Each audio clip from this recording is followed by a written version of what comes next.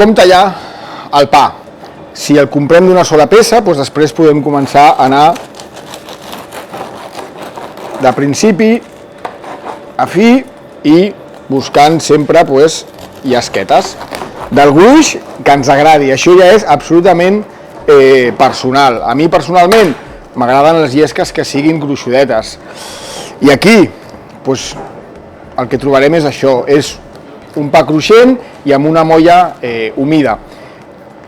Una altra cosa que podem fer un cop l'hem obert, la llesca primera la tapem i d'aquesta manera aquesta llesca ens està protegint la molla.